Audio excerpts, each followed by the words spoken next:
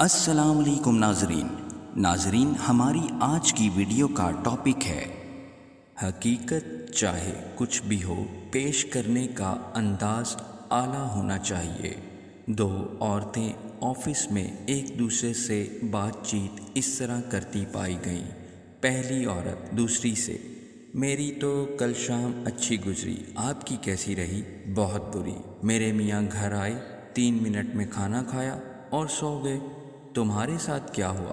پہلی عورت: اوہ بہت ہی زبردست، میرے میاں گھر آئے، وہ مجھے کھانے کے لیے باہر لے گئے، کھانے کے بعد ہم نے لمبی واک کی، جب ہم گھر آئے تو ہم نے سارے گھر کو کینڈل سے روشن کیا، یہ سب بالکل خواب سا لگ رہا تھا، سو رومانٹک۔ اسی دوران ان کے میاں آفس میں آپس میں بات کر رہے تھے۔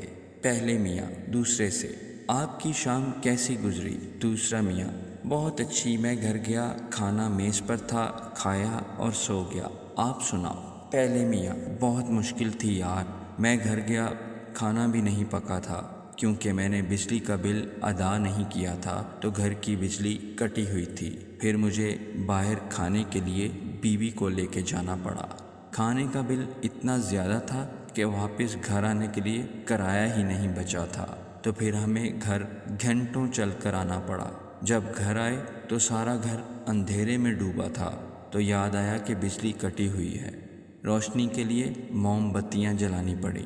سبق: حقیقت چاہے کچھ بھی ہو پیش کرنے کا انداز اعلیٰ ہو تو ہر عمل لطف اندوز ہو سکتا ہے۔